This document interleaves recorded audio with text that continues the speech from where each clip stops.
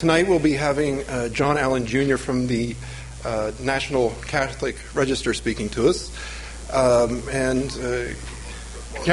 reporter, yes. Before we get started, though, this evening, we will ask Joe Sinasak from the Catholic Register to come up and speak to us, give us some context for tonight's lecture, and then we will get on with the program.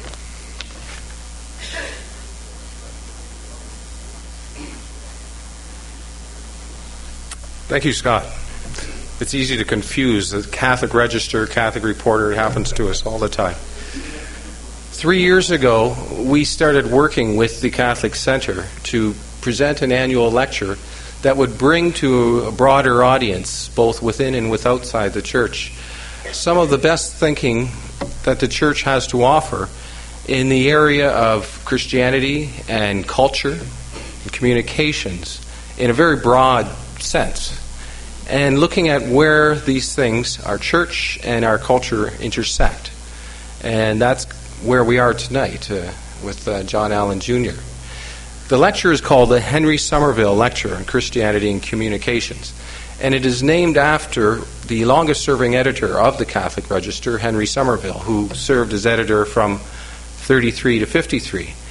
Henry was, besides being a journalist, one of the best-known advocates of the social teachings of the Catholic Church throughout mid-century Canada, and could be thought of in the same page as, say, Father Moses Cody of the Antigonish movement, of Catherine Doherty with her Madonna House apostolate, of Father Henry Carr, the Basilian with St. Michael's College, and a small coterie of people who were evangelists for the social teachings of the Church at a time when they were really not terribly well known and were still in many ways in development. He not only advocated these things constantly advocating on behalf of working class people, advocating on behalf of the rights of workers to form unions, to a decent living wage, to decent housing. He also firmly believed that lay people had a very important role as leaven in the dough of the earthly city, and was constantly trying to develop sort of ways that they could be educated to fulfill this responsibility in the world. And so we decided we would name this lecture after him, and I hope you enjoy tonight's program. Thank you.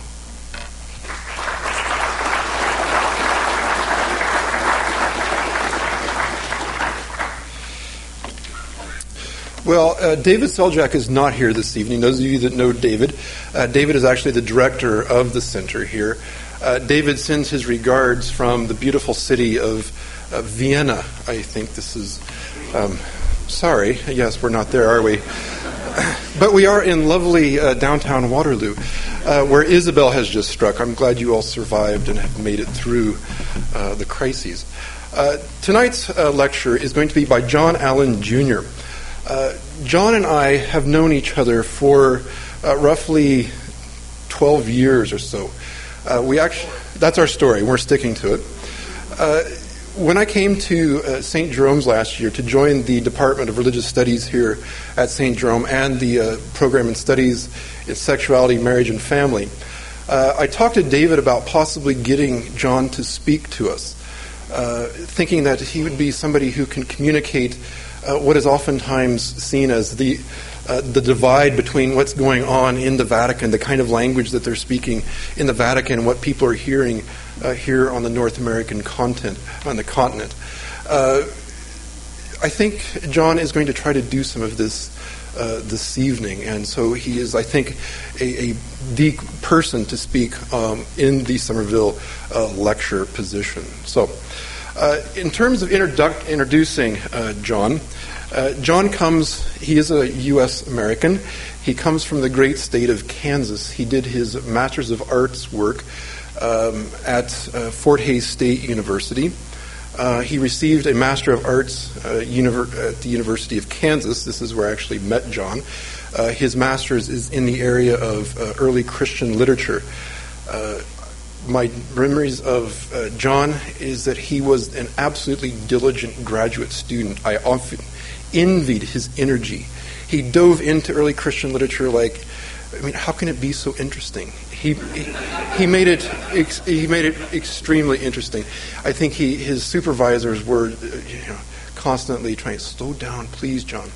You're working me too hard. I think it'll be evident tonight the kind of energy that John has, that this is possible. The title of his thesis, I had to go back and look online. You probably have never had this before, an introduction. The title of his thesis, and I want to get it right, is Splendor Opifix, Mirrors and Mirror Images in Hellenistic Culture. I looked at the University of Kansas library, John. Nobody has checked this out. For a person that sells as many books as you do, if you ever want to read the study on mirrors and mirror images in Hellenistic culture, it's an excellent study. It's probably 300 pages, master's thesis. I'm not joking. How many was it? 356, the largest written master's thesis, I think, written at the University of Kansas in the arts. John is an academic. He has an academic persona about him. He's constantly inquisitive.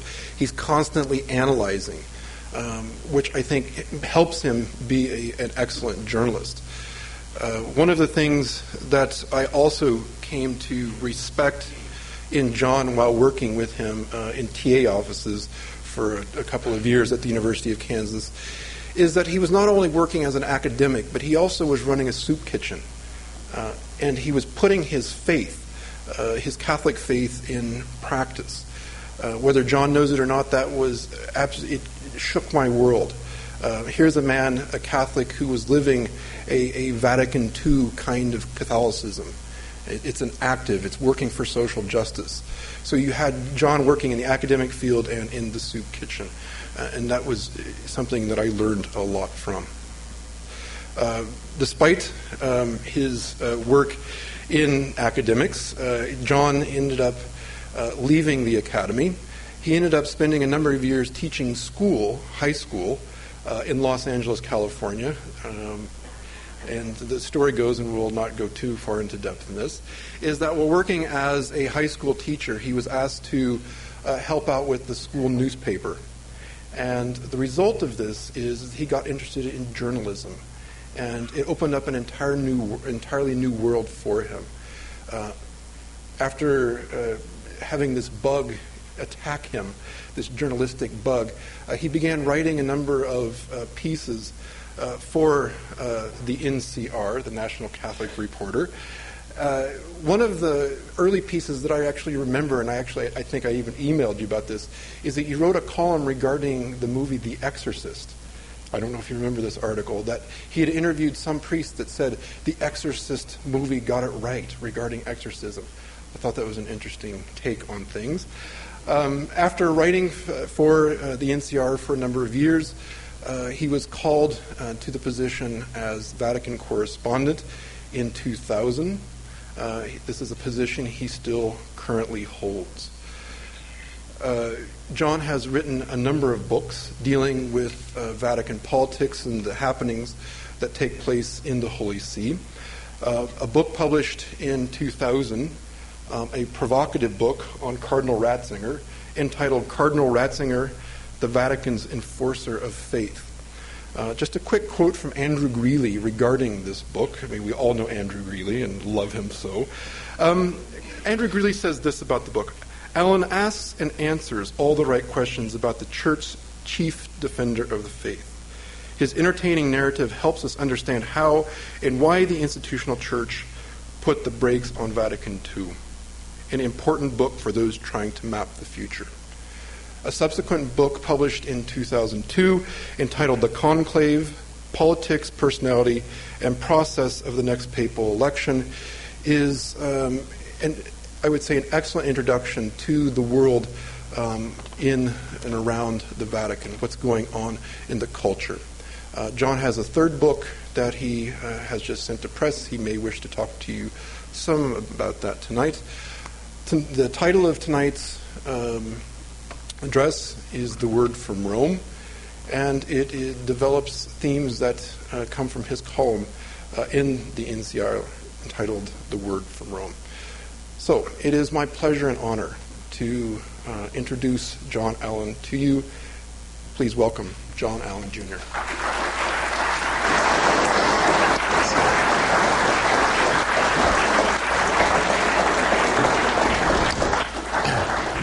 Is this thing working? Can you all hear? Okay. I'm going to try to come down here if that doesn't unnerve anyone too much. There's an old English Catholic paper founded by a circle around Cardinal Newman called The Rambler. And I sort of fancy myself a rambler, so that's what I'm going to try to do tonight. This is going to seem an odd way to begin, given that I've just been introduced by sort of, 1.5 people, or however you want to count it. But I'm going to tell you what, I'm going to start telling you what I here's what I do. I'm what the Italians call a Vaticanista, which means my full-time work is, as a journalist, is to follow the goings-on in this 108-acre ecclesiastical island in the middle of Rome called the Vatican. Now, practically this means that 6, 7, 8 times a year, I go up to the Apostolic Palace, which is the building where the Pope lives. You may have sometimes seen on Sundays at noon, he will deliver an address out of his bedroom window, and that's on what we would call the 4th floor, the Italians call the Terza Loggia, the 3rd floor of the Apostolic Palace. So I go up there to watch him receive some head of state or some visiting dignitary. We have an opportunity to exchange a few words with him. The value of that time usually is that I can spend some time in the hallways hanging out with people like Bishop Stanislav Dziwisz, who is his private secretary, a very powerful man, Cardinal Angelo Sodano, the Secretary of State, those sorts of Vatican heavyweights.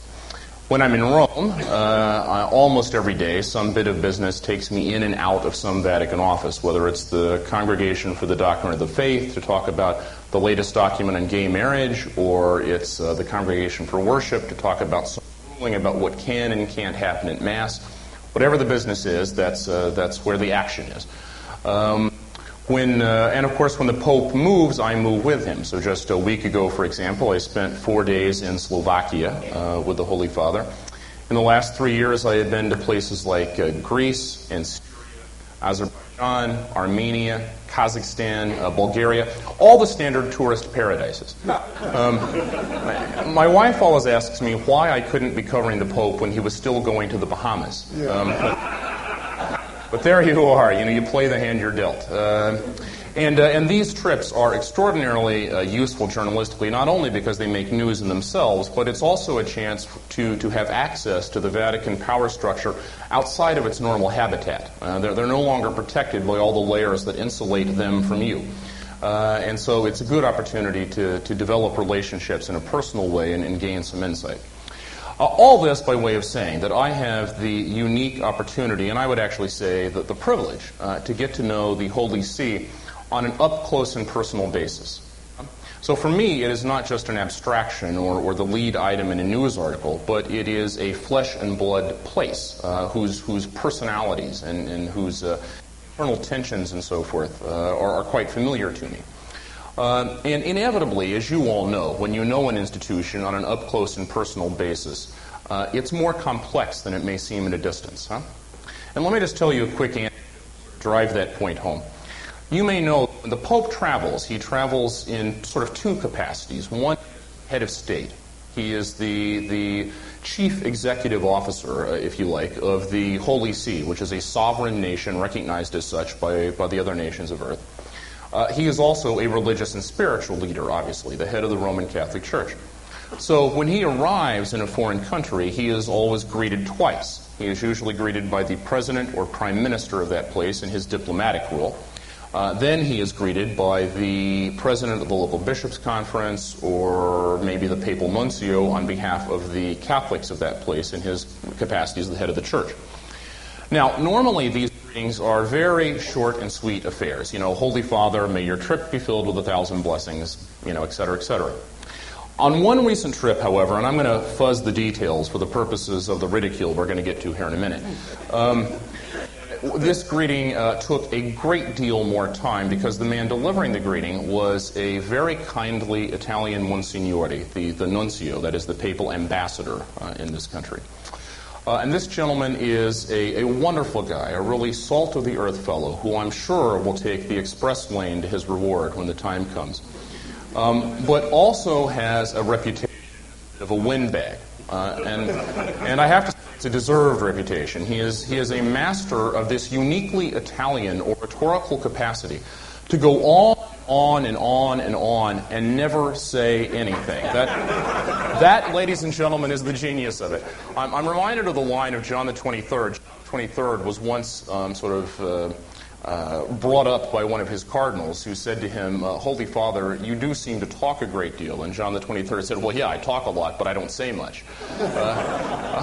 And that is the spirit in which this particular greeting was being delivered. And I actually clocked the thing at 40 minutes. And ladies and gentlemen, this was a 24-hour trip. We actually thought it was going to be over before this gentleman got done welcoming the Holy Father.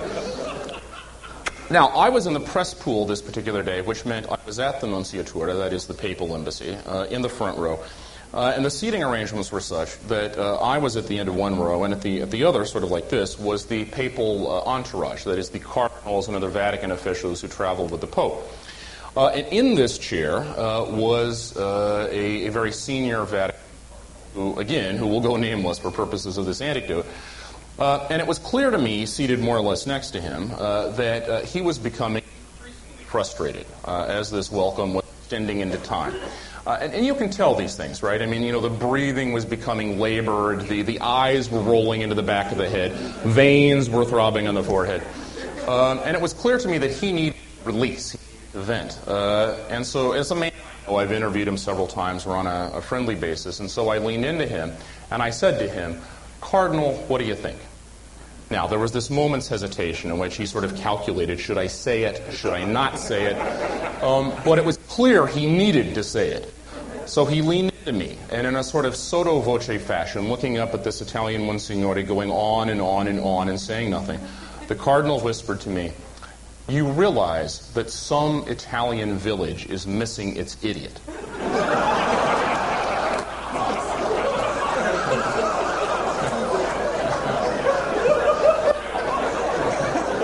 In addition to being a once-in-a-career punchline.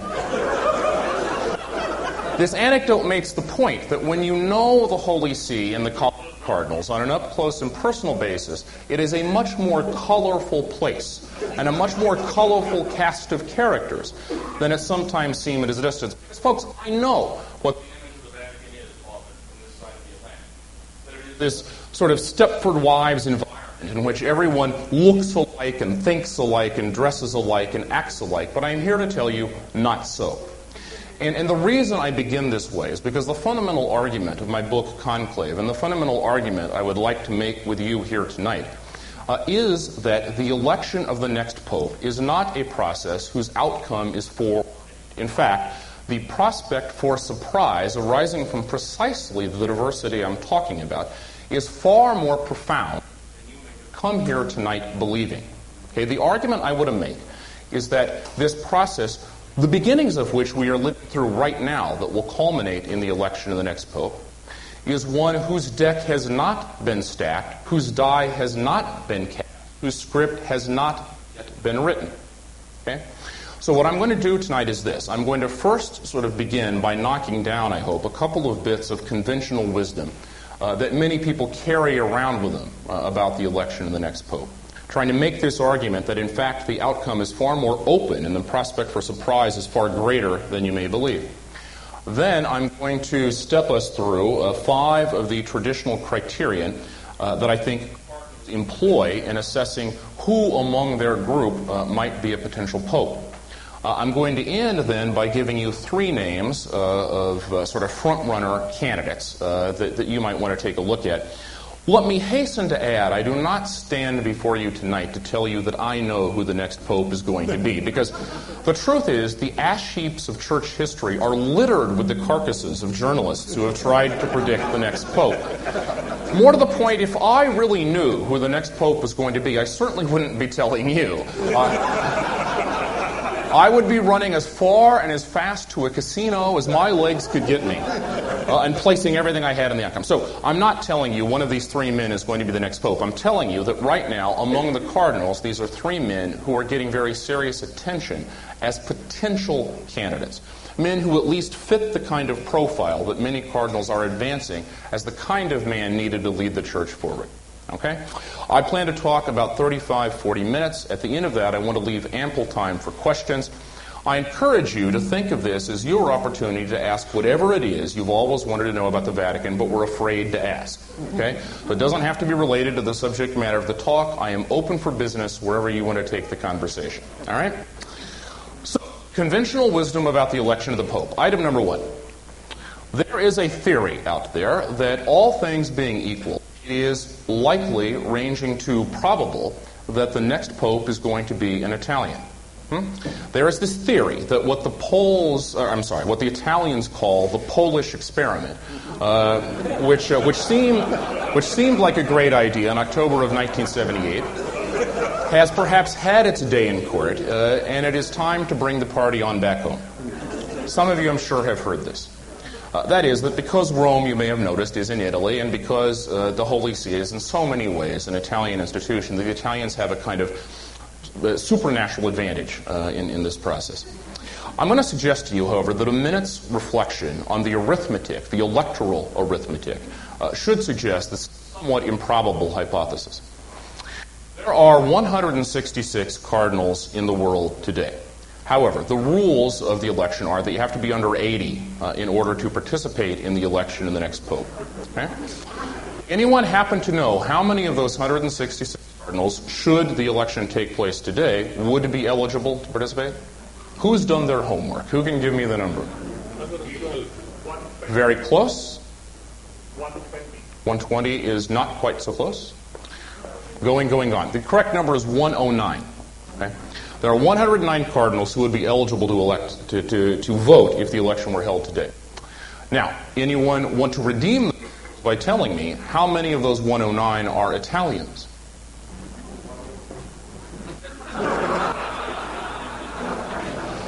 The correct number is 16. 16. That's 15% of the College of Cardinals. Now, what I think that means is that even if the Italians wanted to act in a unified fashion, and folks, I live in Italy, I'm here to tell you they are not going to act in a unified fashion. But even if they wanted to, they do not have numerical strength to ram through a candidate. Now, here's what I am saying. I am not saying that the next pope cannot be an Italian. In fact, there are some very impressive Italian candidates.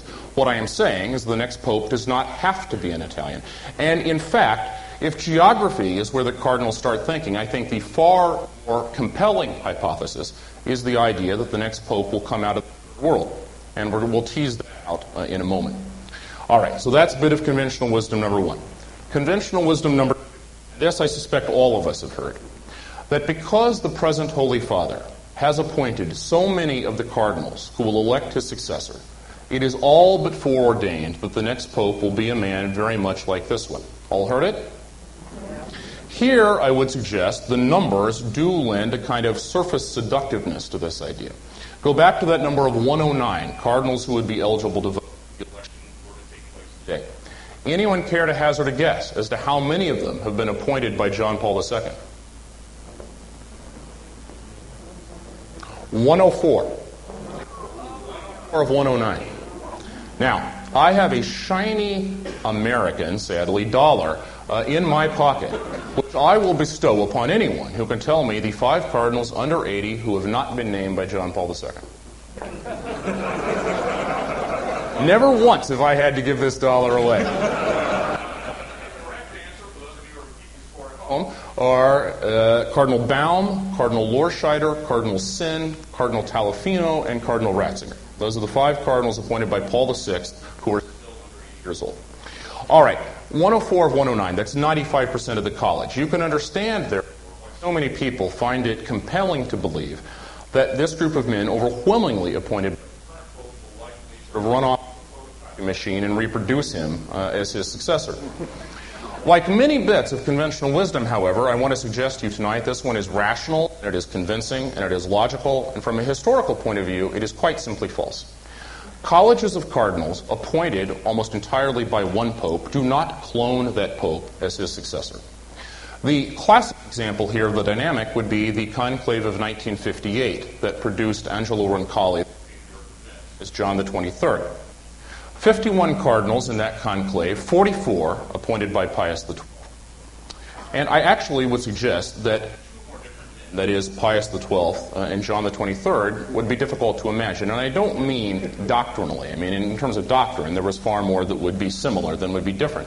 But in terms of personality, style, temperament, outlook, hopes, dreams, visions, very, very different. Some of you will remember Pius XII, what the Italians called Il Papa Angelico. Huh? He was this particle of divinity that floated from the nether realm. What? Can you use the mic? Your mic is breaking up. Oh, it does? Yeah. Okay. Sorry. Oh, you're cramping my style, Scott, but that's all right. Yeah. It's the problem with you Lutherans. All right.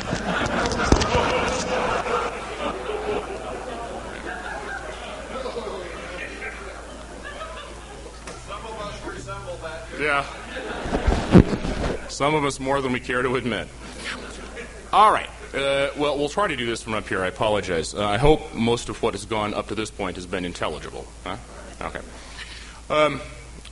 Okay. So the contrast between Pius XII and John the 23rd.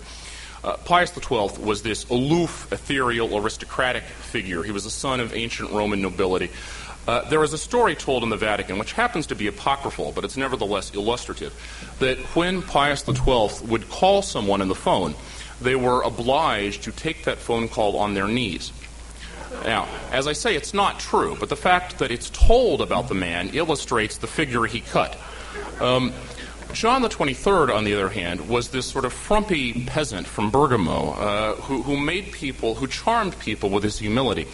There's a great story told about John the 23rd. In the first year of his papacy, school children from all over the Italian peninsula sent him letters, and he tried to answer all of them.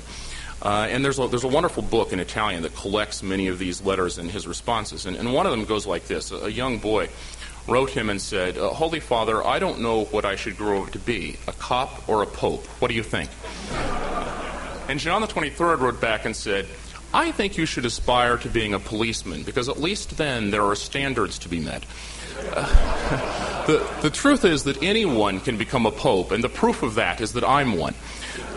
Now, this was the kind of humility that made the world fall in love with the man. Make no mistake, John the 23rd was no one's fool. He was the general editor of the Acts of the Life of St. Charles Borromeo. He was probably the most astute student of the history of ecumenical councils in 20th century Catholicism. But he did not wear that erudition and that sophistication on his sleeve. Huh? So the point is that the cardinals appointed by Pius XII had the opportunity. There were certainly other men cut from the same cloth they could have elected. They chose instead to give us Angelo Roncalli. But that's hardly the only example. Roll the clock back to the beginning of the 20th century. We began the century with Pope Leo XIII. In some ways, arguably, the most progressive pope the Catholic Church has ever had, the man who launched the tradition of modern Catholic social teaching, the man who created the Pontifical Biblical Institute and opened up Catholic biblical scholarship, the man who was the first pope ever to receive a Muslim in audience, the first pope ever to receive a non-Christian head of state. It was the King of Siam, Buddhist. The man who, 100 years ahead of his time, actually created a Vatican dicastery, that's the technical Vatican term for an office, for ecumenism. Now, who did the cardinals appointed by Leo XIII elect as his successor? Not his Secretary of State, Rampolla, who would have continued his project, but they gave us Giuseppe Sarto, another patriarch of Venice, who, as Pius X, launched the anti-modernist crackdown, one of the most ferociously conservative periods of 20th century church history. Who did his cardinals give us? Not Cardinal Raphael Mary del Val, his Secretary of State, who would have continued his way of doing business. By the way, it's said in Rome of Mary del Val that he can never be canonized, because then there would be no one to blame for Pius X's mistakes. They did not give us Mary del Val, they gave us Benedict XV. Who was another progressive pope, arguably the strongest anti-war pope the Catholic Church has ever had up to the present Holy Father. It was Benedict XV who in 1915 defined war as useless slaughter. In the middle of a global conflict in which Italy was a combatant, you cannot imagine the political courage that required in such a context.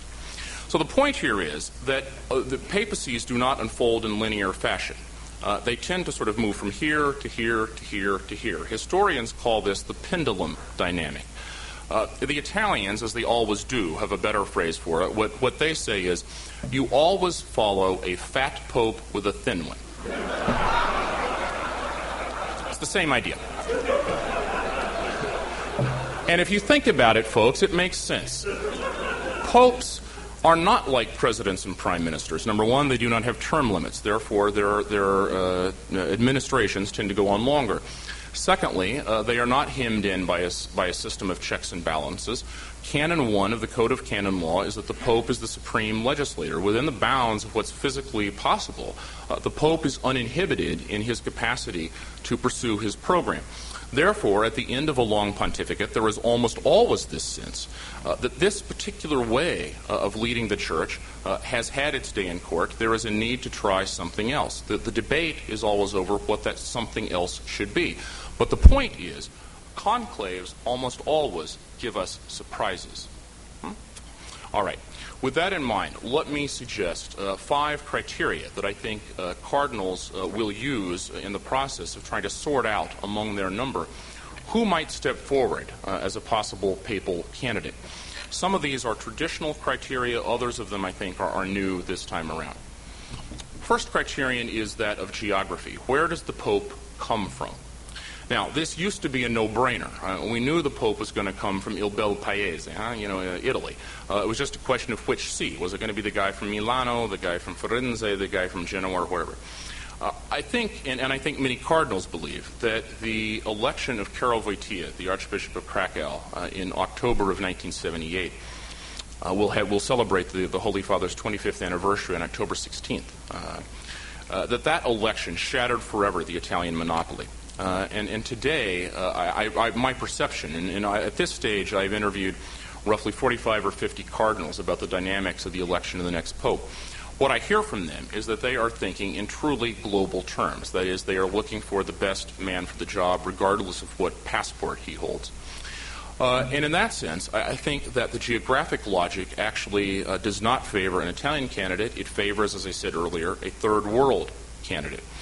And the logic would be this, that in October of 1978, the fundamental political laceration in the world was the East-West divide, that is, the divide between the Soviet bloc and the free world.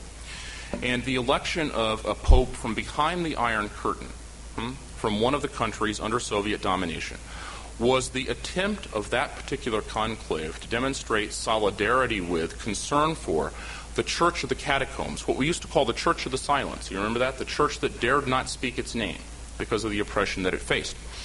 And I would suggest, folks, that few rolls of the dice in history paid off like that one, because we all know the role that John Paul II played in bringing down the Berlin Wall and putting the pieces of divided Europe back together again. I think when cardinals look around today and they try to identify what is the fundamental divide, the fundamental laceration in the world today, they conclude it is no longer east-west, it is north-south. And that the Church of Silence today, the Church of the Cross today, is the church of the impoverished masses in the Third World. And the election of a pope from the Third World, therefore, would put a face on the struggle for justice for the Third World. And it would be a sign of solidarity, perhaps the most powerful that the cardinals have to offer about where the church stands. Now, if you accept that premise, and many cardinals do, then you start looking around where in the Third World might give us a pope. Africa, possibly. There are a couple of compelling African candidates, but the reality is that the African church, the sub-Saharan African church at least, is largely a product of the 20th century. The Catholic Church, as you know, thinks in centuries. As I often said, if you want a bumper sticker for the Catholic Church, it would be not built for speed. And there are many cardinals who I think would believe that the African Church is not yet mature enough to produce a pope. Asia. Again, there are a couple of compelling Asian candidates. However, some of you may know that there is no geographic zone of the Catholic world that has been as theologically controversial in the last decade as Asia has been, and the growing tendency in Asia to embrace the idea that all religions are equally valid pathways to salvation. Many Asian Catholic theologians would hold that notion. It is a notion that is profoundly alarming for the doctrinal authorities in the Vatican, who, after all, believe that we either believe that salvation comes from Christ or we are not Christians. This would be sort of the front burner theological debate of the day, and Asia would be identified with a position that makes many cardinals nervous.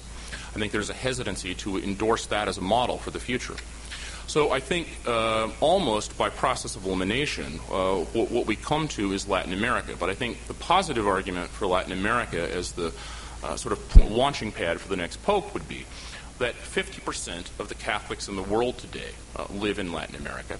And there is a kind of youthful energy and a dynamism and a muscularity, if you like, about Latin American Catholicism that when you're there, is quite infectious, quite impressive.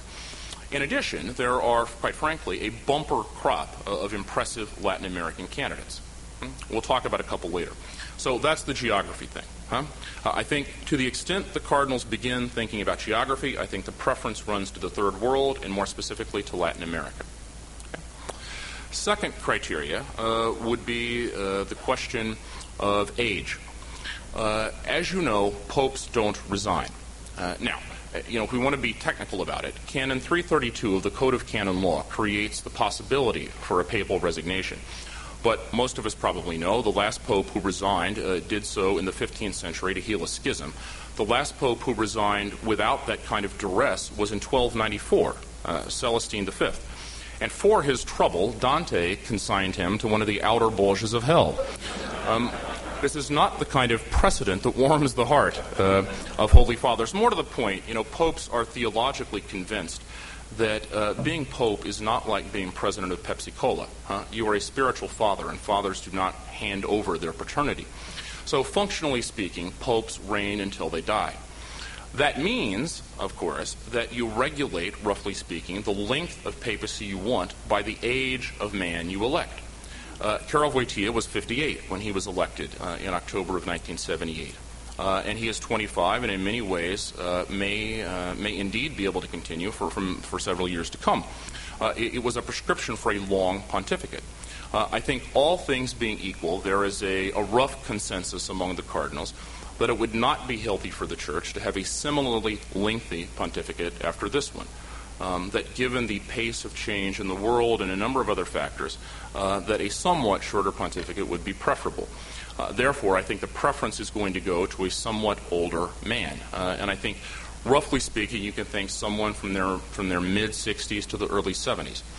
I think it would be difficult for them to elect someone who is 75 or older because 75 is the mandatory retirement age for bishops under canon law.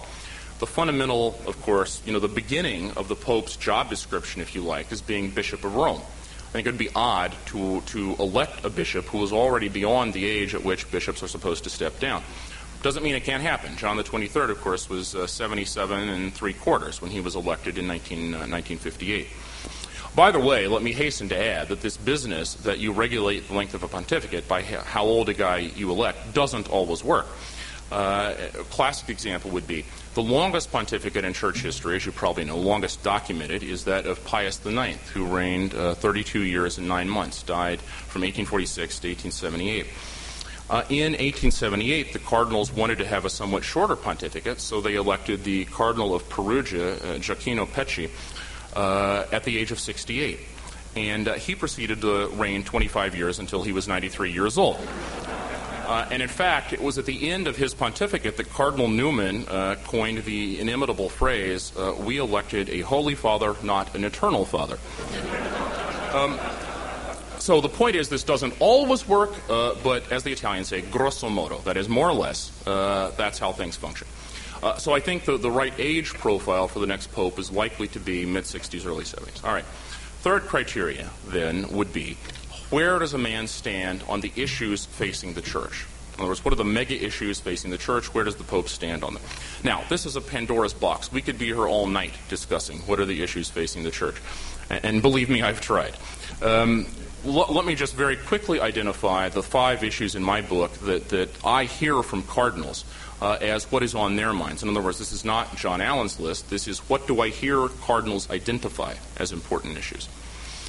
The first would be collegiality, and that is, in the Catholic discourse, a sort of code word for power. How is power allocated? How are decisions made?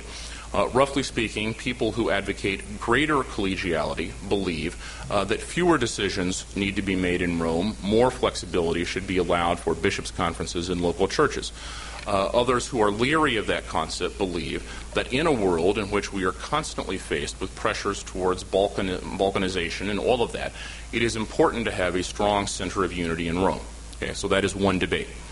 A second debate would be over globalization and what social and ethical critique is the Church going to bring to the new world order that is taking shape before our eyes. And that, of course, is a very complex question.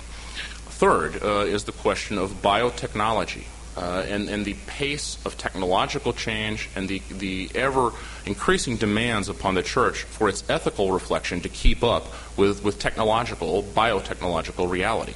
All the sort of gadgets and gizmos and things we can do to ourselves now we couldn't do to ourselves even 5-10 years ago. Cloning, I suppose, would be the most obvious example. And what is our reflection upon the technology and so forth. Fourth, the role of laity in the Church and above all women. And fifth, ecumenism and interreligious dialogue. I think even before September 11th, there were a number of cardinals who believed that one of the mega issues facing the Church was Christianity's dialogue with Islam. I think after 9/11, every one of the cardinals believes that. And certainly high on their list in evaluating potential popes will be, what could this man bring to the dialogue with Islam? All right, so those are our issues.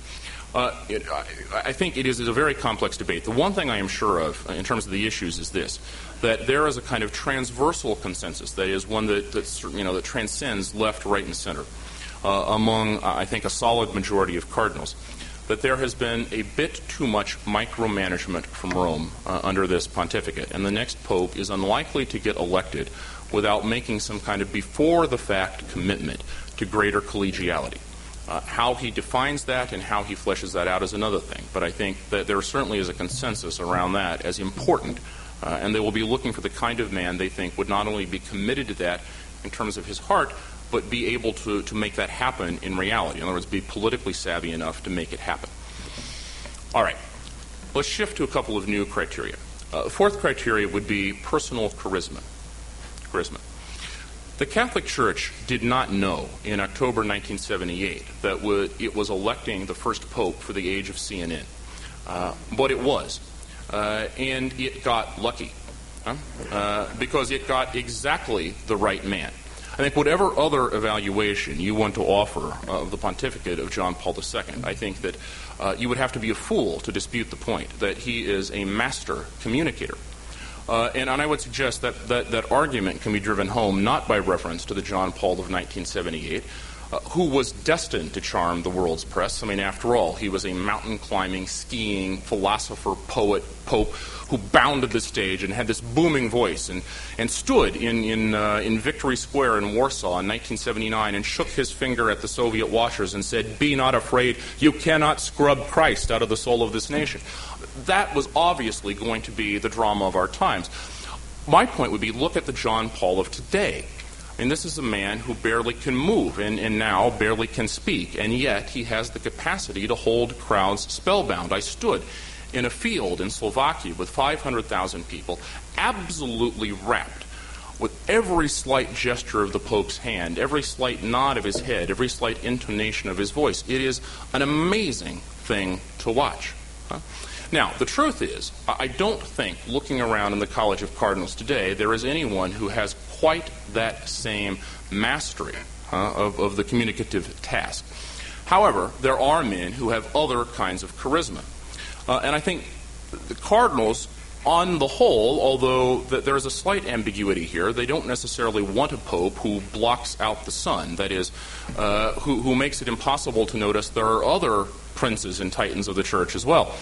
On the other hand, I think they all believe that this Q factor, the charisma factor, is important because at the end of the day, the papacy remains the world's most important voice of conscience. It is a sort of bully pulpit for morality in public affairs on the global stage, and they need a pope who can stand on the world stage alongside the Thatchers and Reagans and Trudeaus and Clintons and so forth, and play at that level. And certainly John Paul has been able to do that. The question is, who else in the College of Cardinals could you see playing the lead role in that very global, very visible, very high-profile way? All right, that's the charisma question. Fifth is, and this is one that I think almost goes without saying, but we dare not mention it, or dare not forget to mention it, which is personal holiness. Cardinals know that they are likely to get only one shot at the election of a pope. My sense of talking to so many of them, spending time with them in formal and informal settings, is they take that responsibility extremely seriously, by and large. And above all else, they certainly are consciously searching to elect a holy man. And this, of course, is notoriously hard to define, isn't it? I mean, I suspect if you and I took out a pencil and a piece of paper and tried to define holiness, it would be a somewhat difficult task. But I would suggest it's a bit like what Justice Potter Stewart of the U.S. Supreme Court once said about pornography. We know it when we see it. That is to say, we can all think of people in our experience who entered our lives and made them better, who brought the best out of us, who put us in contact with something profound, something transcendent, something beyond. And these are rare people, aren't they? These sorts of people are not a dime a dozen, and I think it should scandalize no one if I say this does not describe every man in the College of Cardinals, just as it probably does not describe everyone in this room. In fact, I'll go first. It does not describe me. The truth is, some men become cardinals because they are terrific administrators, some because they are good bricks and mortar men, some because they are talented theologians, some because they have rendered particular services of value to the Holy Father. Not all of them rise to that level because of their profound personal holiness. And yet, I am confident that cardinals will be looking for those men who have as a potential successor of Peter. All right, so you take all those criteria. That is, a man who comes from the right place, is the right age, has the exact right stand on all the issues, has intense personal charisma and deep personal holiness, and you've got yourself a pope. The problem is, looking around, there doesn't seem to be anyone who quite fits that profile to a T. So inevitably, cardinals are going to have to make compromises. They're going to have to decide what's most important, what sort of particular constellation of qualities a particular man might have seem to be close enough that you can see him stepping into, as we say, the shoes of the fisherman. Let me give you three names that many cardinals, many church watchers are identifying, pointing to as potential successors.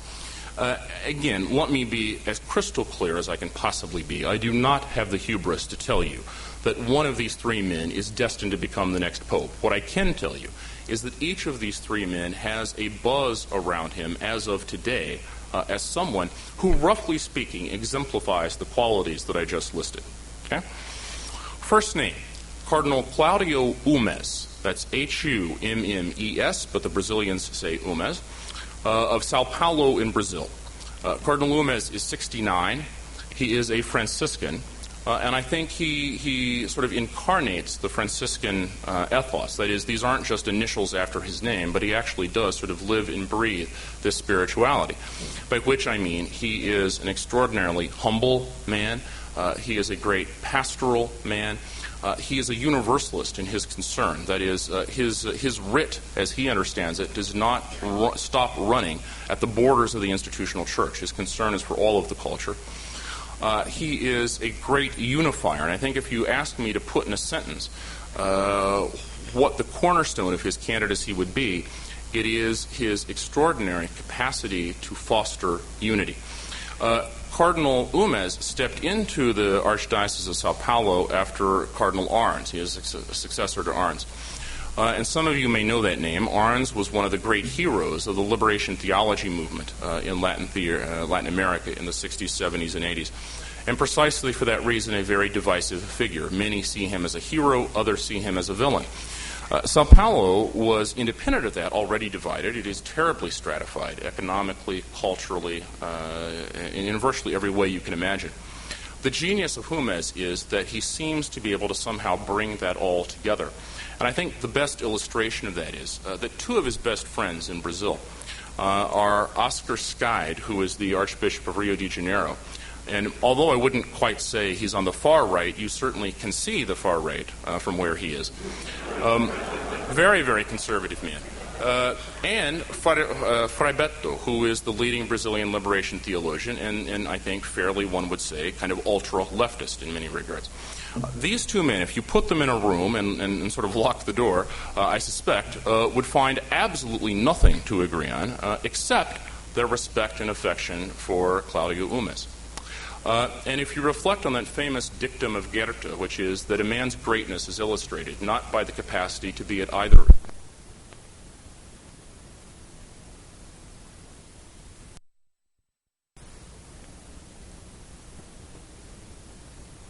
advantage of his candidacy, or so the question mark would be. Cardinal Umes does not do very well on that charisma test that I told you about. He's not the kind of man to turn the world on with his smile. And I'll tell you a very quick anecdote, and please bear with me. I love telling anecdotes. Tell you a very quick story to illustrate that point. Someone doesn't want to hear the anecdote. But I'm going to tell it anyway. A year or so ago, there was a week in which, at two different social events in Rome, I ran into two different leading Latin American cardinals. One was Umes. The other is Cardinal Juan Luis Cipriani from Lima in Peru. Now, the two men don't have much in common except for the fact that as young men, they were both exceptionally talented athletes. Umes was a terrific soccer player. And in Brazil, that means something, because you may notice they play a little soccer down there. They say he could have gone pro had he not pursued a clerical career, and I'll leave you to decide what the better part of valor is there. But in any event, he was a really terrific soccer player. Cipriani was the captain of the 1957 Peruvian national basketball team that won the Pan American Championship. All right, so I run into both of these men in two different social events, and the first guy I run into is Cipriani. And I said to him, "Cardinal, I understand you were a crackerjack basketball player."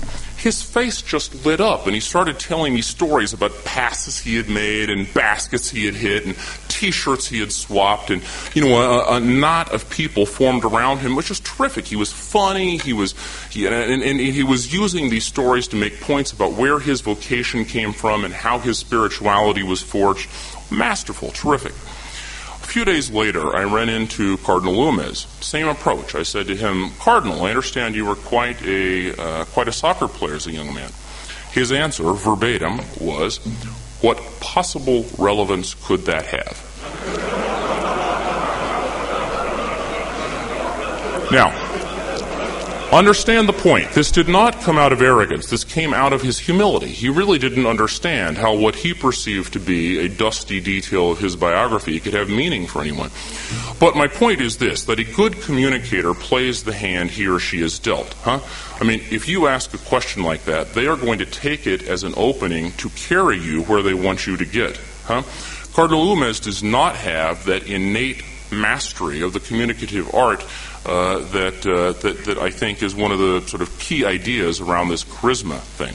On the other hand, I think it also has to be said that there are a number of cardinals who believe that the next pope doesn't have to be quite as charismatic as this one. That is, doesn't necessarily have to travel as much, doesn't necessarily have to publish as much, doesn't necessarily have to have as many massive public ceremonies in Rome. Could perhaps pay a bit more attention to the internal governance of the church. And from that line of thinking, a slightly less charismatic candidate may not be a wholly unmixed blessing. All right, second candidate, Cardinal Oscar Rodriguez Maradiaga from Tegucigalpa in Honduras. Cardinal Rodriguez is 60 years old, and he passes the charisma test with flying colors. This is a man who does have a smile that lights the world up. I have seen him at World Youth Day here in Toronto, for example, hold a hall full of 10,000 teenagers, absolutely spellbound, laughing one moment, crying the next, and understanding catechesis the third. This is no easy task, and take it from a former high school teacher. He's a real master. I've seen him with adult crowds at an entirely different level of discourse pull off the same feat. I have seen him work the world's press in a way that few seasoned politicians can. We went from Canada with the Pope on that particular trip to Guatemala, then to Mexico. Cardinal Rodriguez came with us on the plane. Every time he disembarked, he would walk onto the tarmac, conduct a 5 to 10 minute impromptu press conference with the French reporters in fluent French, with the German reporters in fluent German, with the English speakers in fluent German. He is a master.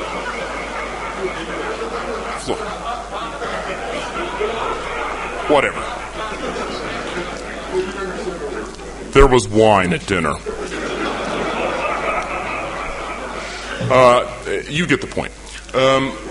In addition, there are details of his biography that I think would just sort of cause a sort of charm, an immediate charm to grow up around him. He is a classically trained pianist, for example. He is a pilot. He has a pilot's license.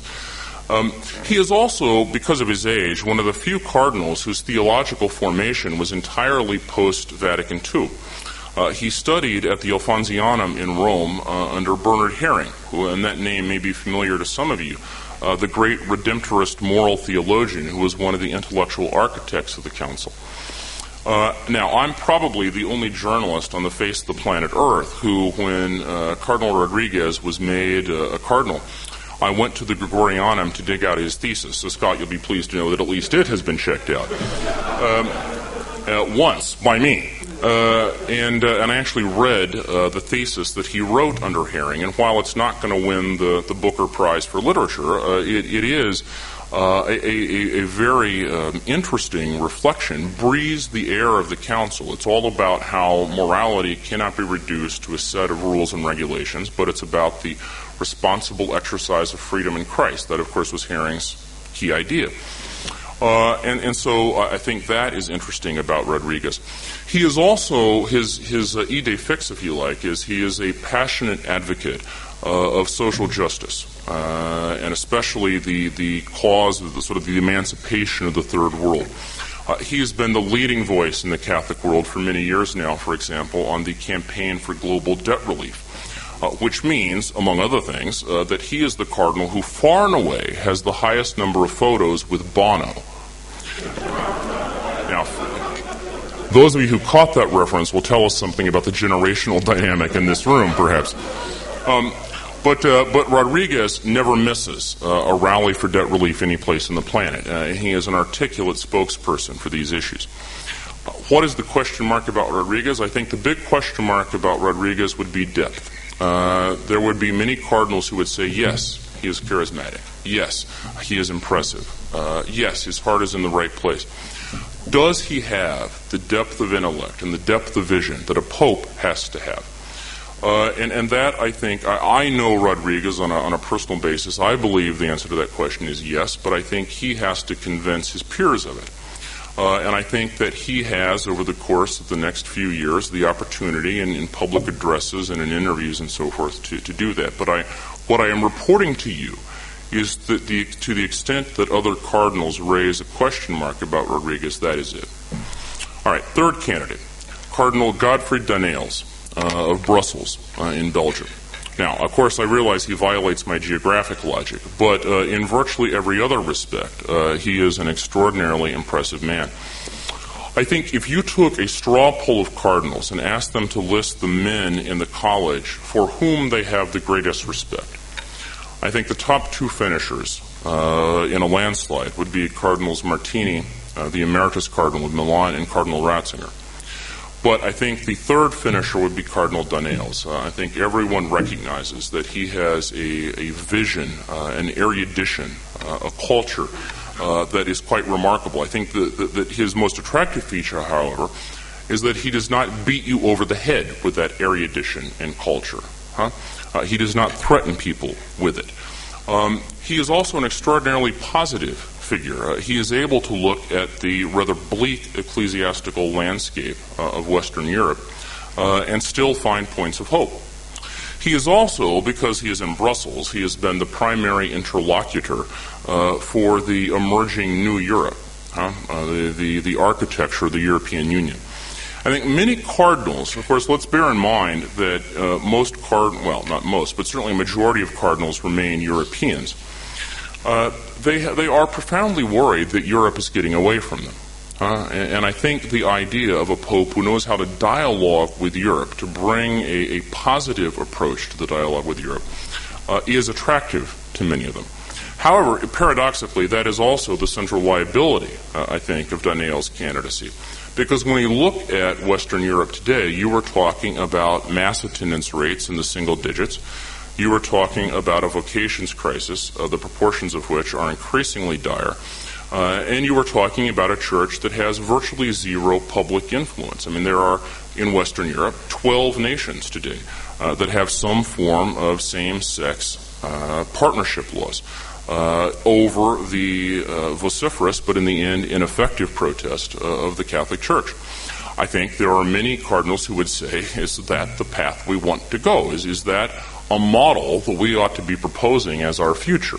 And that raises some question marks for them about the idea of a European candidacy. Okay? So there are your three sort of front runners, Umes, Rodriguez, and Daniels. Now, let me also here at the end throw in a dark horse candidate, somebody I wouldn't put on the top tier, but somebody I would encourage you to take a look at. His name usually comes up in this context. A question I am often asked when I give these talks, so much so I have learned just to anticipate the question and answer it on my own, is there a potential John the 23rd in the college? And my answer to that question is yes, and it is Cardinal Lubomir Husar of the Greek Catholic Church in Ukraine. Now, let me tell you, his candidacy is a long shot for a variety of reasons. One, there are exactly 5.5 million Greek Catholic Ukrainians and a 1 billion strong Catholic Church. I mean, that is not a formidable electoral base. Secondly, I think after a Polish pope, the idea of electing another pope out of Eastern Europe is probably also a long shot. Third, he is, through a kind of quirk of fate, because he was part of the Ukrainian diaspora, he is an American citizen. That is, a citizen of the United States. And I think that that is also probably a liability. Fourth, it would be ecclesiologically odd to elect a patriarch of an Eastern Catholic Church as Pope who becomes automatically the patriarch of the West. Now, this is a kind of theological conundrum that may mean nothing to us in this room, but to the cardinals who tend to wrap their brains around these things, it is an obstacle. However, here's why I say that Husar, I think, deserves a look. I think on that fifth criteria I gave you, that is transparent, profound, and convincing personal holiness, those people who know Husar are convinced that describes him, and describes him eminently well. Let me tell you a quick story, and this one does not come with a laugh line, but I think it's worth telling. I was with the Pope in Ukraine when he was there in June 2001.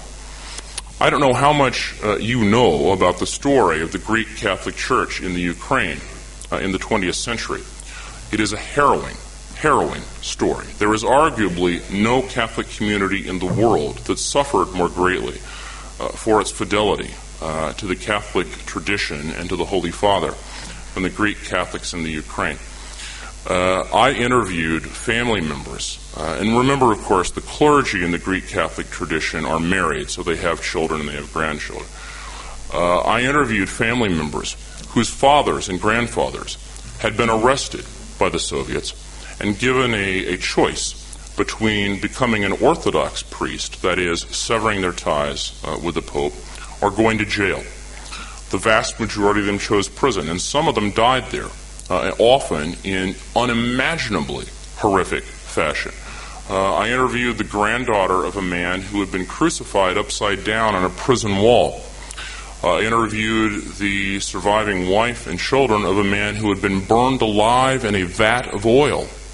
And ladies and gentlemen, this is not Perpetua and Felicitas in the 3rd century. We are talking about 50 years ago. We're talking about within the arc of our own lifetimes. Now, you can imagine what it meant for the Greek Catholics of the Ukraine, therefore, when John Paul set foot on their soil in June 2001. This was their vindication. This was the day when their church rose from the ashes and proclaimed to the Soviets and to the Orthodox collaborators, you took your best shot and we are still here.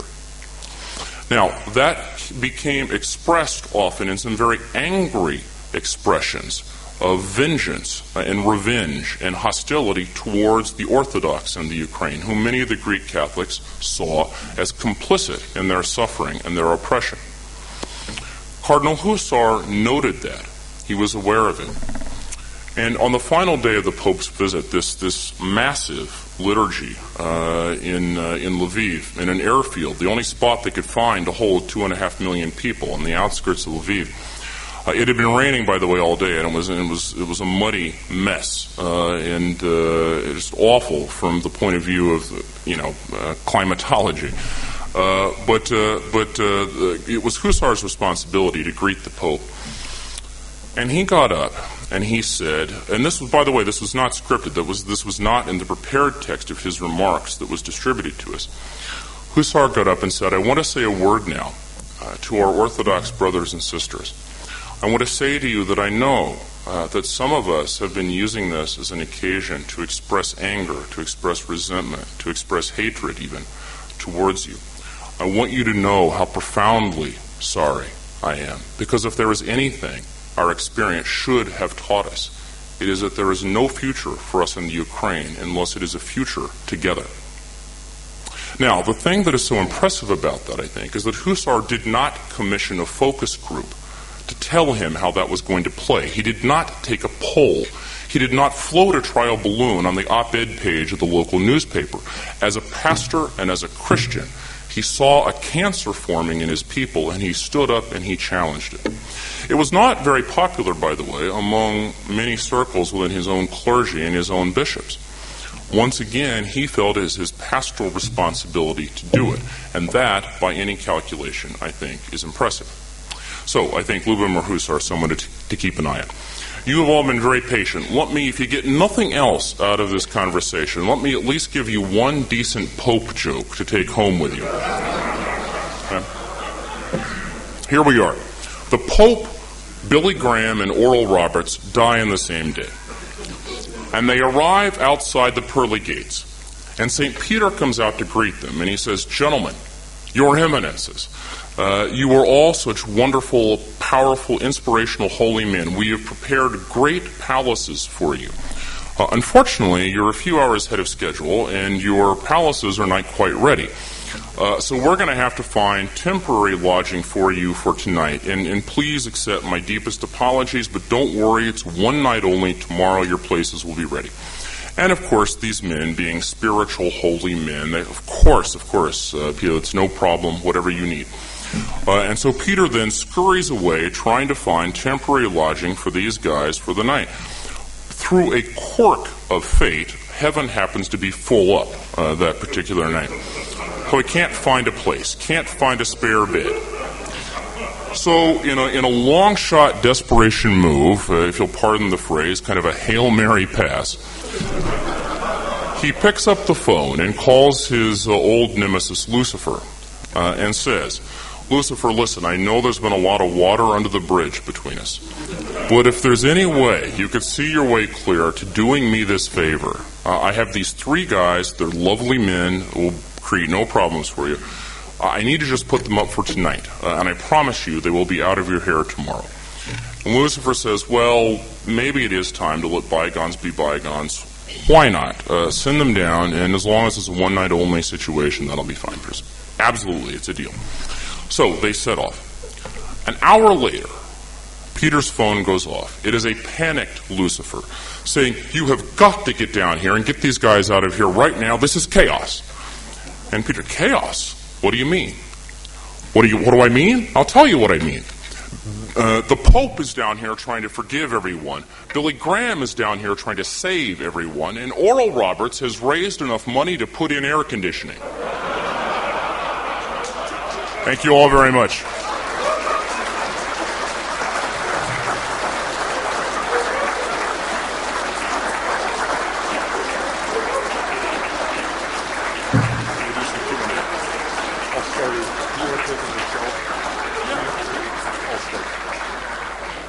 Thank you, John.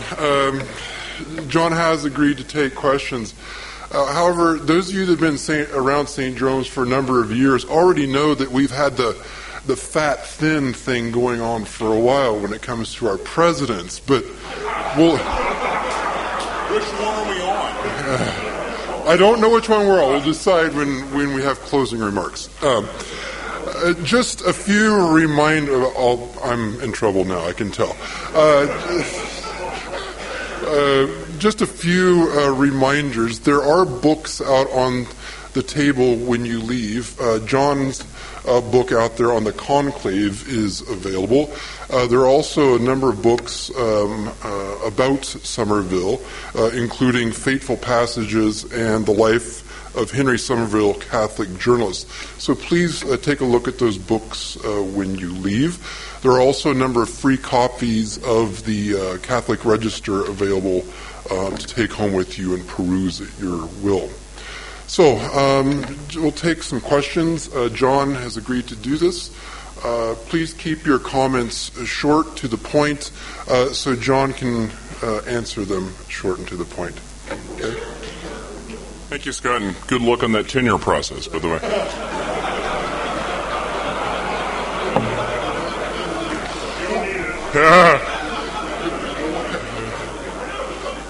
Yes, sir.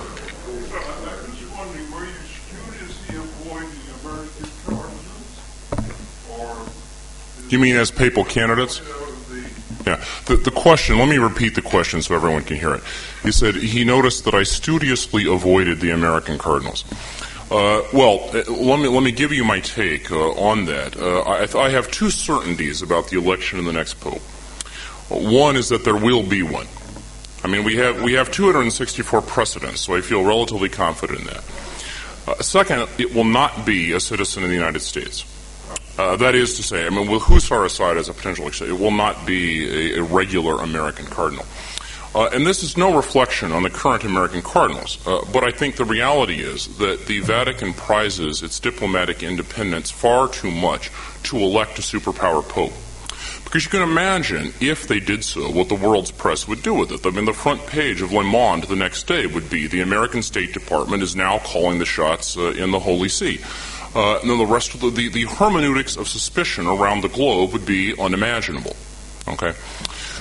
Even beyond that, I mean, that's the sort of diplomatic logic. But I think even deeper than that, and you as Canadians don't need me to tell you this, there is a sort of love-hate relationship with the United States in the world. That is, people are profoundly awed by it, fascinated with it. They also don't like to be pushed around by the Americans. And I think that also runs through the College of Cardinals. I think there are a number of cardinals who feel that the American Church, while extraordinarily important, rich in many ways, also, frankly, already has too much power and influence, and the last thing it needs is a sort of booster shot to its arrogance through the election of one of its cardinals as a pope. And so I would analyze actually the dynamics this way. I think if the American cardinals as a group were to oppose someone's candidacy, I think that probably would doom that person's candidacy, because I think there is a sense among the cardinals the next pope has to be able to work with the Americans. If the Americans as a group were to support someone's candidacy, I also think that would doom their candidacy, because they do not want to have a pope rammed down their throats by the Americans. Huh? So that's basically the dynamic. Okay? To us. How many American cardinals are there? There are 13 at the moment. 10 of whom are residential, that is, running archdiocesan sees in the United States, 3 of whom are in Rome. But again, let me be very clear. This is what I'm saying now is no reflection on those men personally. In fact, I think if it were not for the fact of his American passport and his American citizenship, Cardinal Francis George of Chicago would make most shortlists of papal candidates. I think certainly in Rome and in the College of Cardinals, Cardinal George enjoys extraordinary respect. And I think he is a genuine intellectual. He is someone who certainly thinks a great deal about culture and the dialogue with culture. He is very alert to the dialogue with Islam and has worked very hard on cultivating an understanding of it. And so I think he is a very impressive figure. So my point here is that it's not anything personal about these guys. It is the structural reality that the rest of the Catholic world does not want an American Pope. They want the Americans to support the Pope, but they don't want one of them to be the Pope. You know, John Newhouse had a great line about the Synod for the Americas in 1997, in which he said that the Latin American Cardinals think that the United States is both the cause of and the solution to all of their problems. And, you know, that dynamic is out there, yeah. Yes, ma'am. If you had a vote, who would you personally vote for? That is an excellent question, which I'm not going to answer. And let me tell you why not. As a journalist, and this is very important to me, I do not see it as my role to promote someone's candidacy or to promote a particular agenda for the future of the Church. I think the service I can bring to you is by bringing as honest and as fair and as sophisticated an analysis of the currents in the Church as I can. And I think the objectivity and therefore the credibility of that analysis would be compromised if I were out campaigning for someone. Now, you know, obviously as a human being, there are certain cardinals I'm closer to than others. I mean, there are certain men who have impressed me more than others. But in a public setting like this, I think it would be inappropriate for me to wade into that. Okay. It's an elegant way of ducking your question. I'm sorry. Yes, sir. The last Pope, Pope John Paul I, lasted in office only 33 days. And his death was suspicious, to say the least. Many journalists and authors have inquired into the cause of his premature death and have suggested that he was murdered. Do you think that there are other forces at play inside the Vatican which would be capable of pulling off another murder of the next Pope? You know, I got to say, on my list of questions I normally get, that's not one of them. Did everyone hear the question? Okay. You know, I don't want to be lighthearted about this. Let me give you the sort of serious answer first, which is the basic answer to that question is no. You know, for example, you raised the issue of John Paul I. I recently had the opportunity to spend a great deal of time with his private secretary, an Italian priest by the name of Diego Lorenzi, who spent every one of those 33 days at the Pope's side. Who knew absolutely everyone, down to the last detail, of who got into the papal apartments and who didn't, who had access to the Pope, who didn't. You know, knew the dynamics in a way that no one else possibly could. Who says with, you know, the absolute certainty that it is just simply impossible that the Pope could have been poisoned in the way that some press, some accounts suggested. And I tend to, given the fact that he has an insight that I certainly can't rival and no one else on the planet could rival, I tend to take that pretty seriously. You know, look, is it possible? The Pope is a very important world leader, and we all know that those sorts of figures are divisive, and sometimes people want to take shots at them. I mean, what you were suggesting is certainly not unthinkable. It happened on May 13th, 1981. Someone took a shot at the Holy Father and very nearly succeeded. I mean, he came within 6 inches, as you know, of being shot in the heart and bleeding to death. While it's not, you know, science fiction, what you're suggesting, you know, first of all, I don't subscribe to the theories about John Paul I. I would exclude that. And secondly, I think that it is a remote possibility, an extremely remote possibility, that if there were to be an assassination attempt against a pope, that it would take place inside the walls of the Vatican because it's simply too difficult to get access. More to the point, you know, 85% of the Pope's time is public time. You know, he is on stage, he is in public in a way that he is often shockingly exposed in a way that other world leaders aren't. If someone wanted to get to him, it would be much easier to do it out there rather than to try to do it in the Apostolic Palace. I'll tell you one quick story. When we were in Azerbaijan, the Pope was sitting up on... we were in basically it was like a high school gym. Because, you know, I mean, in Azerbaijan, there are, by the way, 118 Catholics. I actually ran the numbers. It would have been 3 times less expensive to fly all of them to Rome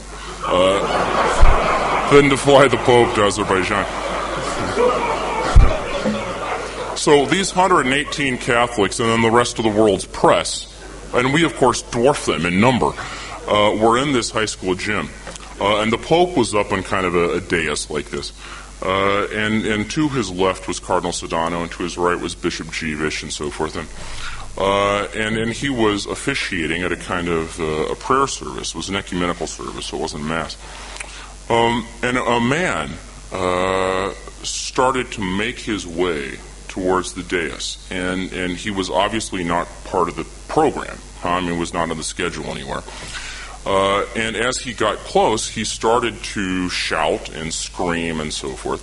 And he actually got up the 3 steps or so of the dais and got about this far away from the Pope before one of the security services that the Azerbaijanis had provided managed to intercept him. Now, I think there are 2 things striking about this story. One, to his immediate left was Cardinal Angelo Sodano, who did not move a muscle, to get in the way of the Pope and whatever this guy intended for the Pope, which make of that what you will, but I find it interesting.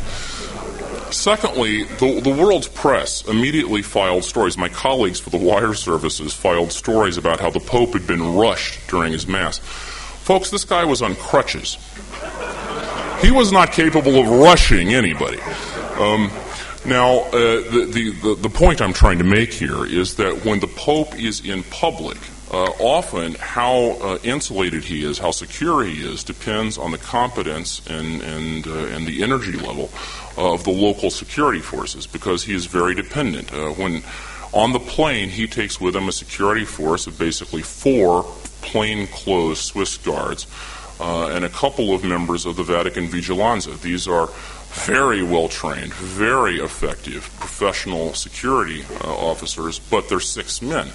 And he is greatly dependent for the rest on the local capacity to protect him, which means he is incredibly exposed in a way that President Bush or Prime Minister Blair or whoever generally is not. So if there was going to be a move to try to take out the Pope, that's how I think it would happen. It would not happen through some kind of nefarious plot involving Vatican insiders. Okay.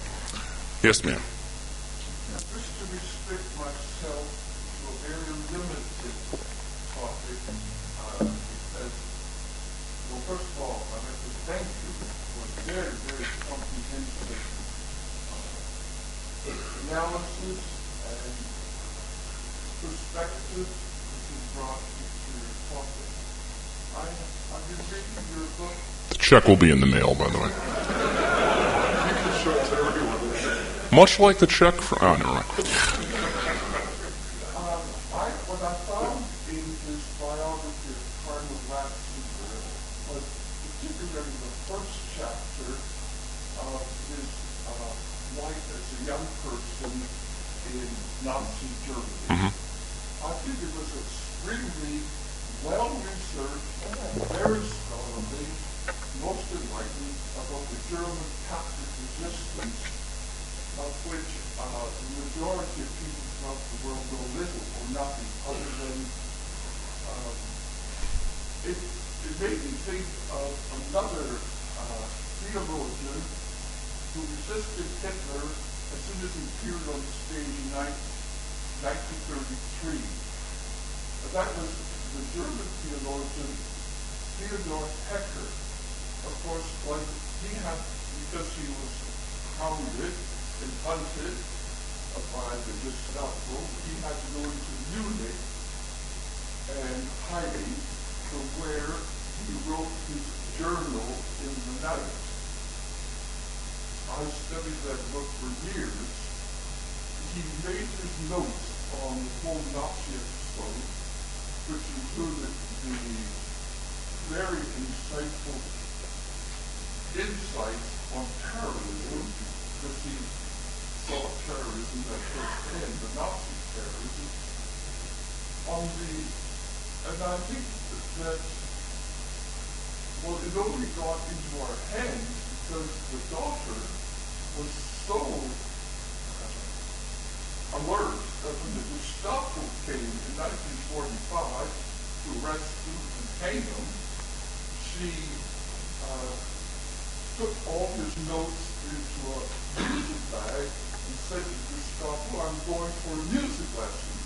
And so it was saved for the West and published in English in New York in 1950. Now, what is relevant is that when he wrote on September the 1st in that diary, when Hitler invaded Poland, were two comments which make me think of its relevance to the situation in the world today. Terrorism. Well, the first one was the events of the world are propelled by stupidity. The stupidity of the leader and the stupidity of the led. The other one was... There's a rosy idea. The second comment was the extinction of thought is horrifying.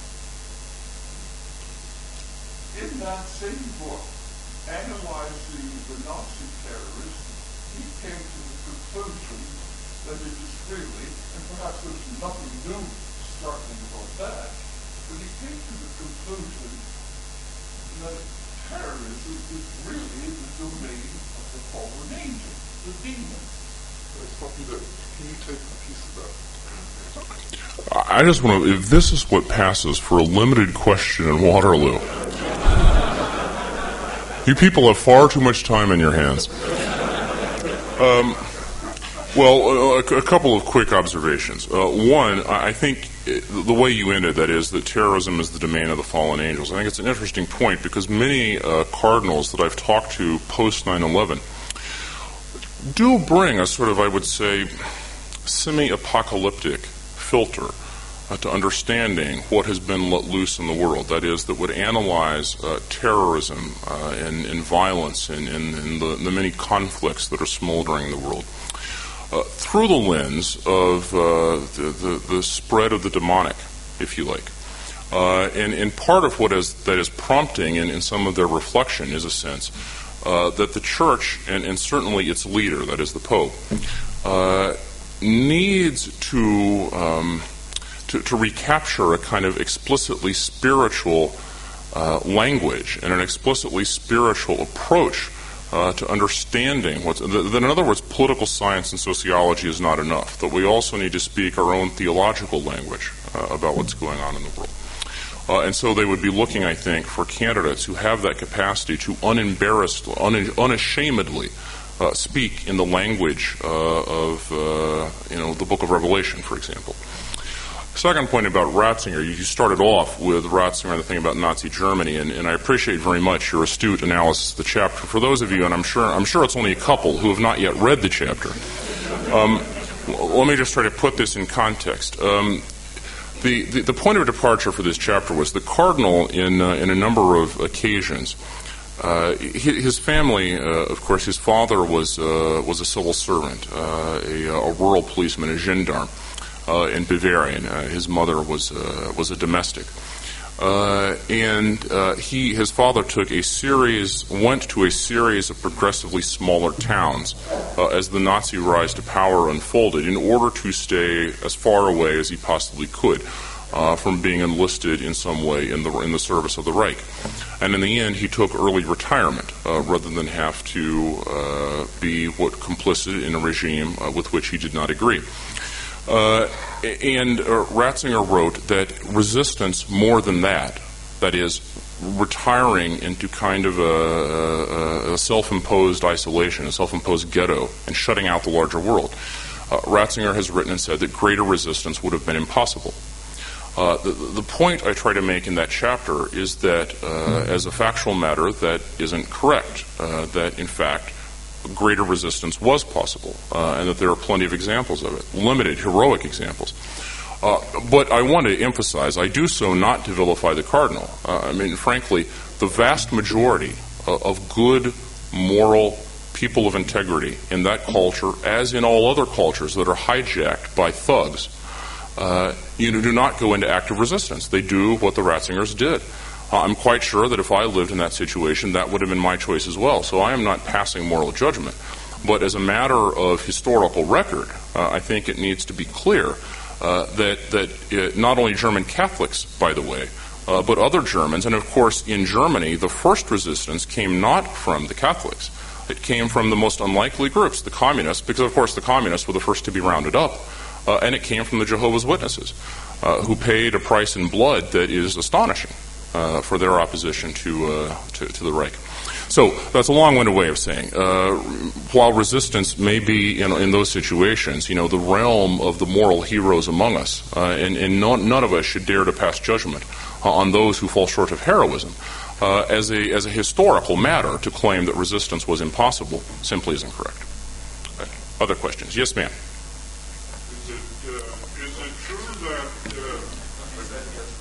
I'm sorry. Nope, that's the guy I meant.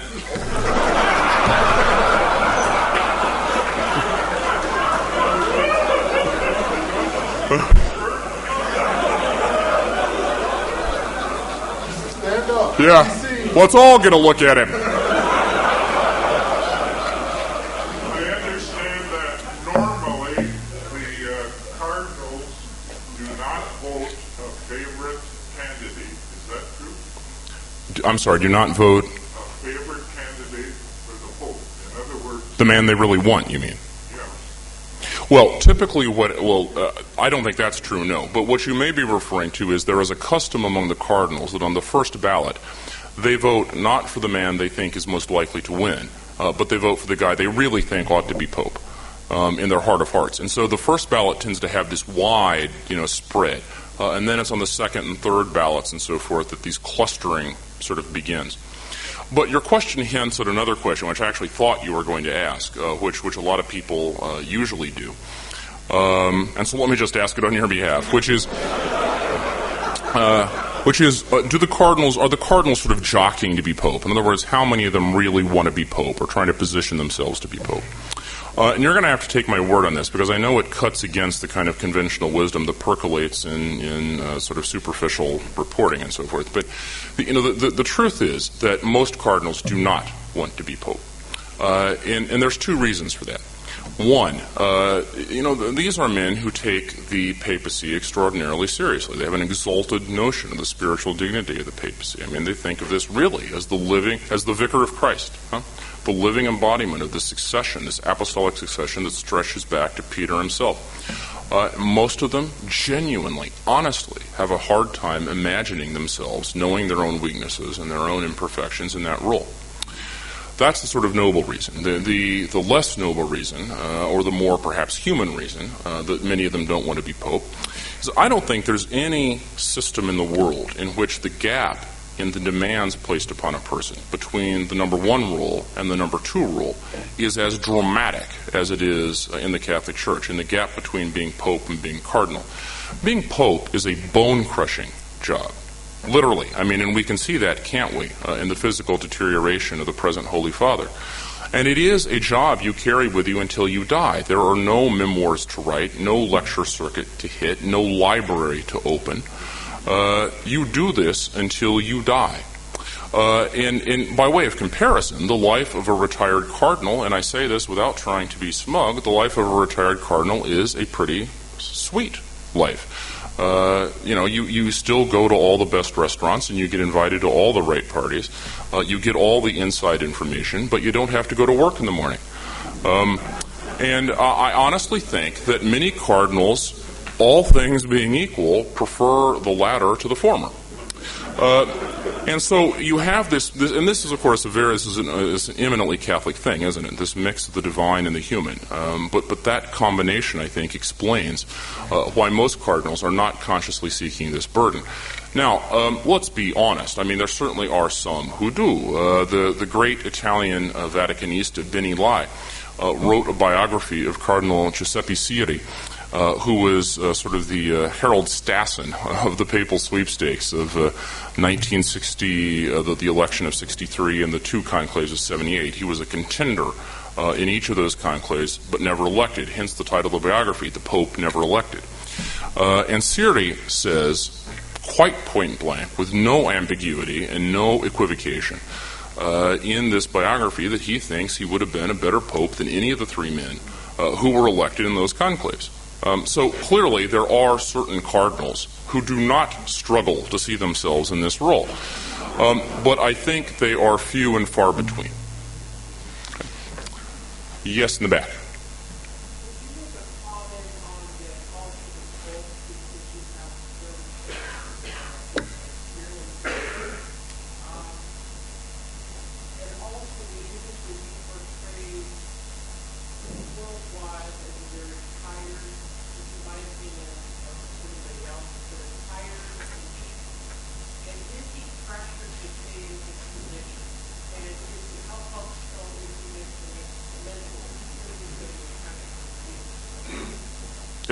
Okay, let me try to take those questions in reverse order.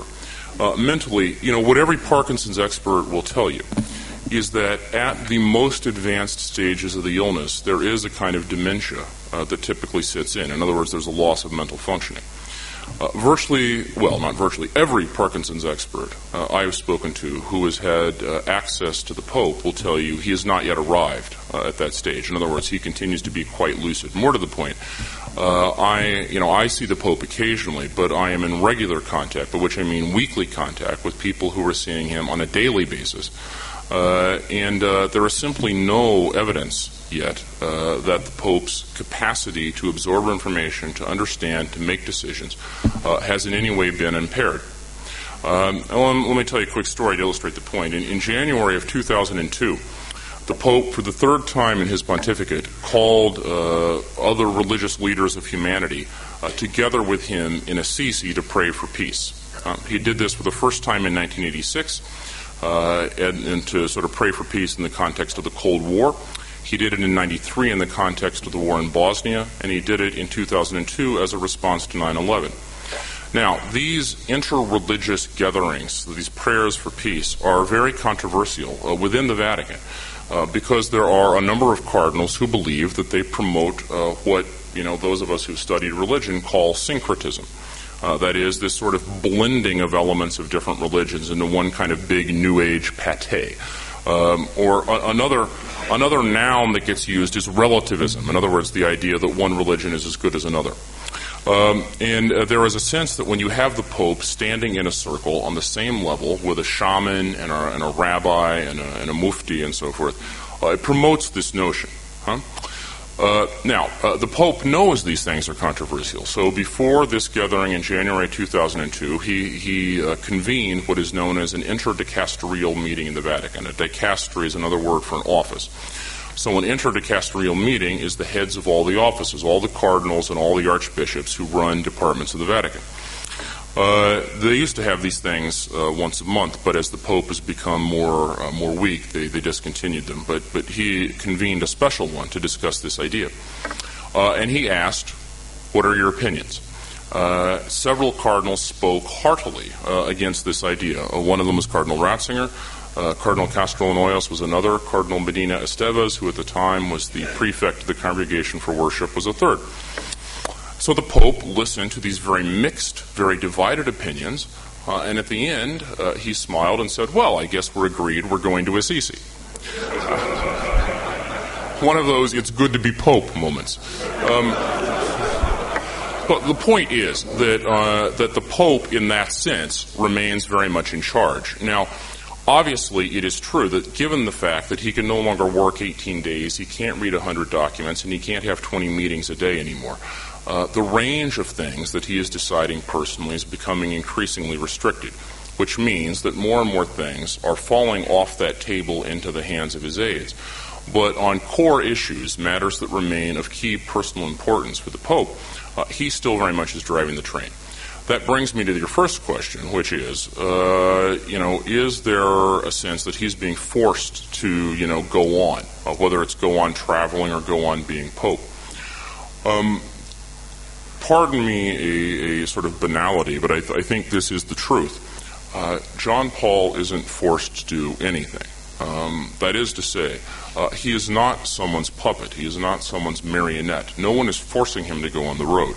And in fact, if the Pope were to decide tomorrow that he was never going to take another trip, the happiest people on planet Earth would be his closest aides.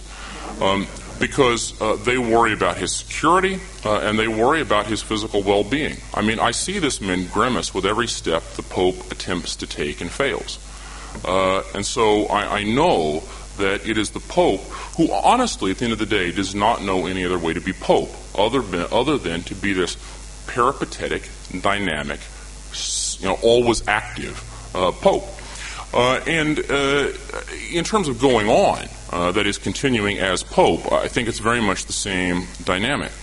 The Pope has a joke that he uses when people come to visit him, and he said that he uses this line so many times. It's sort of, for those of us who have heard him say it, it's like, please get a new joke, But it works, of course, for people who've never heard it before, which I hope describes at least some of you.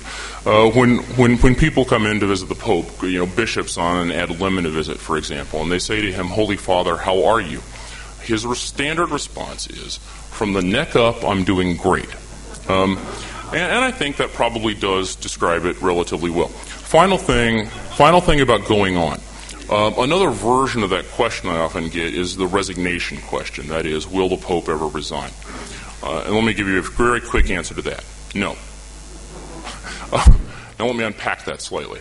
I think there are two hypotheses you have to distinguish. One question would be, is it conceivable that the Pope has left a letter of resignation to cover a set of circumstances in which he becomes incapacitated? That is, has a stroke, has a hemorrhage, is unable to communicate, unable to express himself. Could he have left a letter of resignation that would take effect in such a circumstance? I think the answer to that question is yes. I think he probably has. We know that Paul VI did it. Paul VI wrote such a letter in 1965 and gave it to his private secretary, Pasquale Macchi. We know this because Macchi published it in 1996 in his book, Paul VI in His Own Words. Well, very simply, the letter said, in the event I ever become incapacitated and cannot speak for myself, consider this my resignation as pontiff of the Roman Catholic Church. Punto. That's one set of circumstances. But if you mean, will John Paul ever just wake up one morning and decide, well, you know what, I've had enough, and I'm going to go off to a monastery in Poland and watch the sunrise? I think that is absolutely inconceivable. And I think for two reasons. One, the Pope has said it's not going to happen. He said on multiple occasions that you cannot renounce spiritual paternity. But secondly, it is psychologically incoherent with the man. This is a man, after all, who firmly believes, that on May 13th, 1981, in St. Peter's Square, the Virgin Mary altered the flight path of a bullet in order to preserve him in office. Mahatma Miliaka stood 5 feet away from the Pope and took a shot that if you trace the trajectory of that bullet should have ended up smack dab in the middle of his heart. It didn't. It ended up 6 inches to the left. Nicked an artery, but he survived. May 13th, as you all know, is the feast day of Our Lady of Fatima. John Paul very much attributes what happened in the square that day to the intervention of Our Lady of Fatima. On May 13th, 1982, he went to Fatima, took the bullet that the doctors removed from his body and placed it in the crown of the Virgin at Fatima as a way of thanking her for her intervention. Now, if this is your view, that the Virgin Mary has altered the laws of physics in order to preserve your papacy, I don't think you get up thinking it's up to you to decide when it ends. No, I don't mean this to be flippant. I am quite serious about this. I think his view is that there is a divine providential logic to his pontificate. This is in the hands of the Virgin, and it is in the hands of God. The motto of his papacy, after all, is totus tuus, all yours. In other words, that when he began, he handed over this pontificate to the Virgin and to God and said, it is yours to do with what you will. I think that's the man's worldview, and for that reason, I think it's inconceivable he'll ever step down of his own volition.